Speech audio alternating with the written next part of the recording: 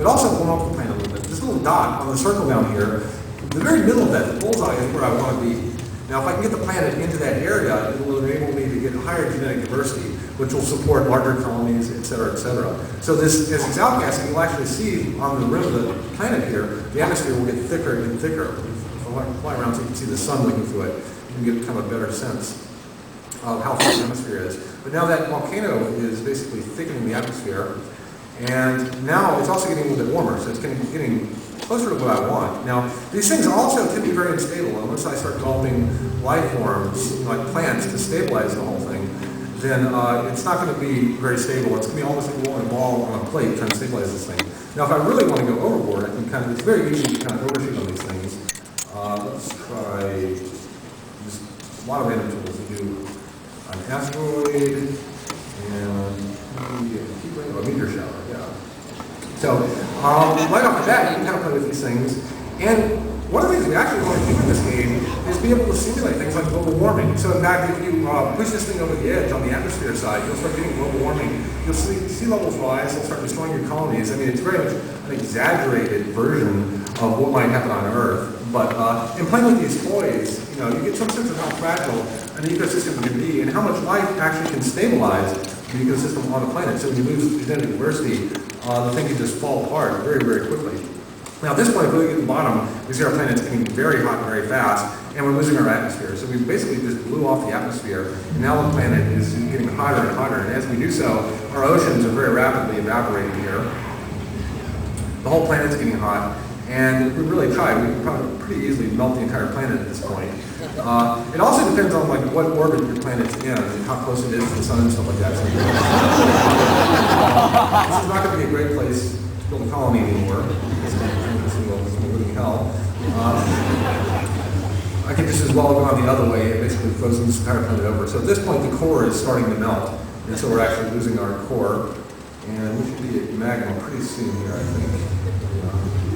So the idea of having a toy planet, toy biospheres, toy ecology, and toy evolution really is kind of the core Spore. What if we take all the sciences that are typically presented in fairly boring and dry academic ways and actually bring them down to these fun, interactive, immersive toys? As I mentioned, so now we can see our planet's not as nice as it used to be. As I mentioned before, one of the things players really love to do is share stuff. So not only share stuff that they make in the game, like the creatures, UFOs, plants, etc., but also experiences. So we've also got built into the game settings to where you can record what you're doing. So we have capture settings where we can make movies or take pictures at any time of the game. I can actually be filming, and it makes an AVI of my game as I play, that I can then upload or edit it or whatever kind of movie I want to. Demoing Spore is really hard because there are just so many aspects to it. It's really hard to kind of give you, I'm showing you one path of things that I've been doing in the game, but really it's about the breadth of things that any player can do. Now, I've just got about 7 minutes here, and so I want to give you a choice here. We can either do very quick Q&A for a few minutes, or we could do a Russian space minute. So, how many people want Q&A? Raise your hands. How many people want a Russian space minute? Oh, space minute. Okay. Let me click ahead of my, this is tack on to the end of my PowerPoint here. Okay. So, I'm going to go back up to the podium.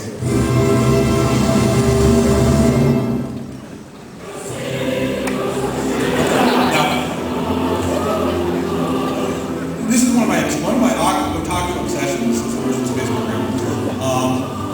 But in this case, I tricked you. It's not a Russian space movement, but it's only a German space movement. Yes. Sorry. False advertising. I'm going to tell you a little bit about this guy you probably heard of named Werner von Braun. A very interesting character, a very interesting kind of trajectory through his life. He was German, very involved in rocketry back in the 30s. He was a very small group of these Germans that were, almost like hobbyists, building, very early rockets. And he was very good at it, very brilliant guy, very charismatic as well. When the Nazis came to power, he realized that he could actually get them to give him money for doing the things he loved doing. He didn't really care that much about the Nazis. It's open to a lot of historical interpretation, but it seemed that he was more opportunistic, and he found that by getting the government to finance his rocket endeavors, he was able to do much cooler stuff than he was able to do otherwise.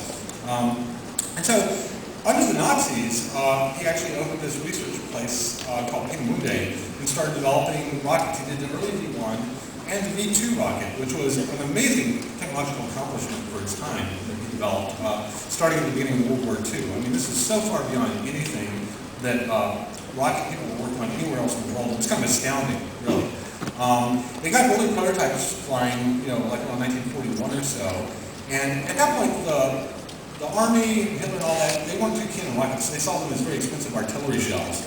Later, as the war started turning against Hitler and Hitler started to get a little bit flakier, he started kind of grasping at straws. And one of the things von Braun was very good at was salesmanship.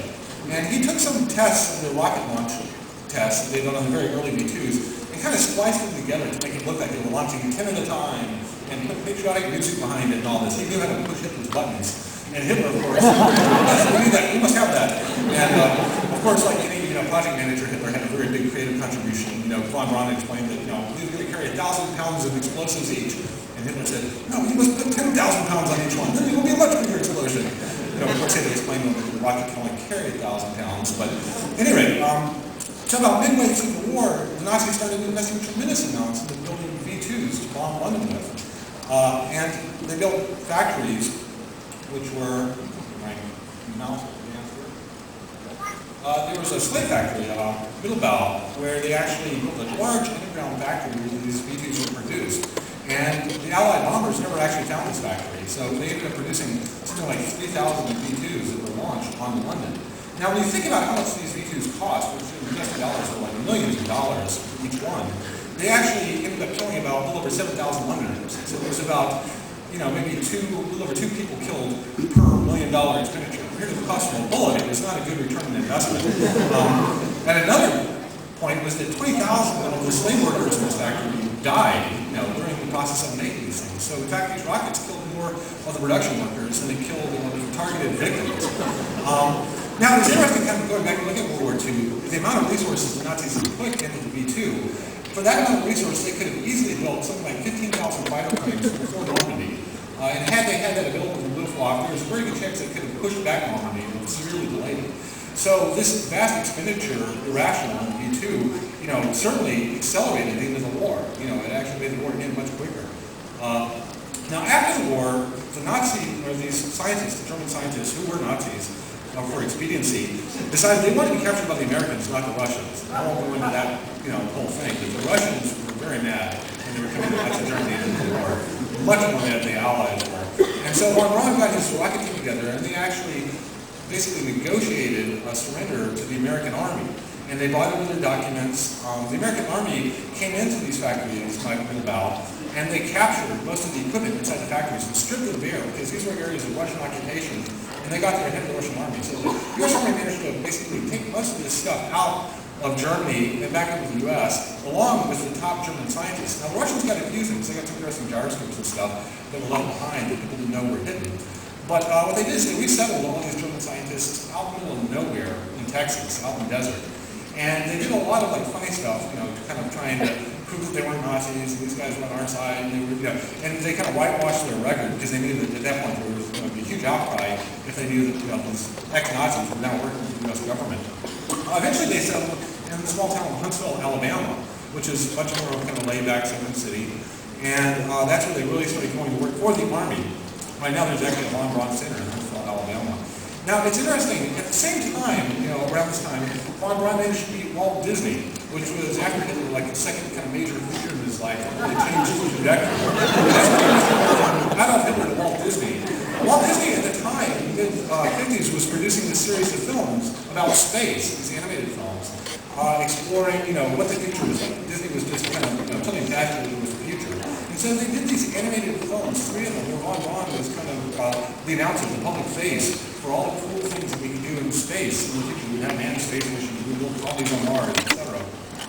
Right around this time, there was really no public face to the American space program. It was, very early. And von Braun, because of his association with Disney in these films, became probably the best-known person in the American space program. Really the public face of the American space program. Now, this is right around the time that Sputnik launched. And basically, the Russian government scientists, they had captured the war, managed to build this ICBM, the R-7, that they put Sputnik on top of it and got the